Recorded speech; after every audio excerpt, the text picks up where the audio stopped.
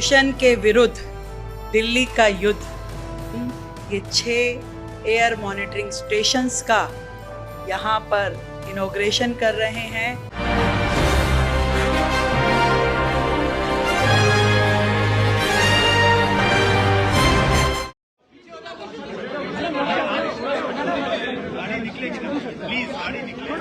निकल जाएगी।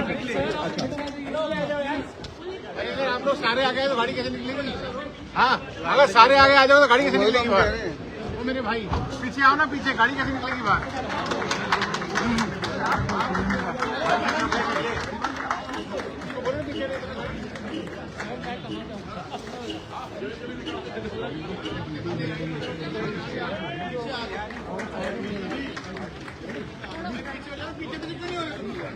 प्रदूषण के विरुद्ध दिल्ली का युद्ध, ये एक टैगलाइन दिल्ली सरकार ने दी थी और एक बात कही थी कि प्रदूषण पे काम करना मात्र 3-4 महीने, जिस समय मौसम ठंडा होता है और प्रदूषण भारी होता है, केवल उतनी चिंता करने का या उतने काम करने का समय नहीं है।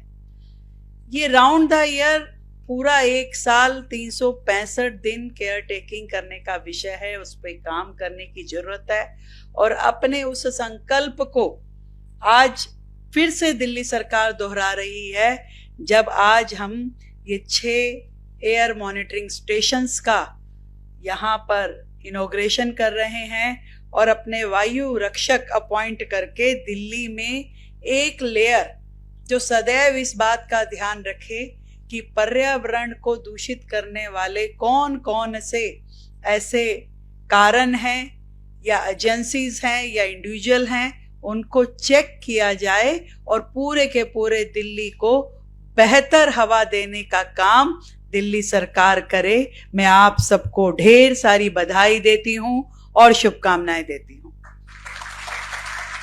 दिल्ली की जनता ने जब हमें मौका दिया तो हमें लगा कि इसकी जड़ तक जाना जरूरी है, सोर्स तक जाना जरूरी है। और आज इसीलिए जब ये 6 मॉनिटरिंग स्टेशंस को इनॉग्रेट कर रहे हैं तो जरूर ये बात आ सकती है कि भी इनकी जो लोकेशन है वो हो सकता है कि उतनी पॉल्यूटिंग नहीं हो, थोड़ा ग्रीन एरिया भी कहीं कहीं पे मुझे दिखाई देता है।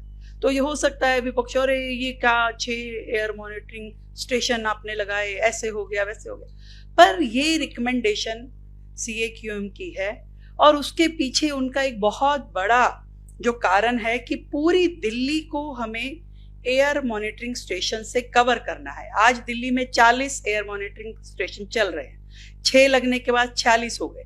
भविष्य में और 14 की प्लानिंग है, ताकि दिल्ली का जो पूरा सर्कल है, दिल्ली का जितना पूरा एरिया है, यदि हम उसे कैलकुलेट करें 5 बाय 5 किलोमीटर का, तो इतने एरिया में कम से कम एक एयर मॉनिटरिंग स्टेशन जरूर होना चाहिए, ताकि होलिस्टिक अप्रोच के साथ में आपको दिल्ली का वो डाटा मिल सके कि कहाँ पे पॉल्यूशन ज्यादा है और कहाँ उसका सोर्स है।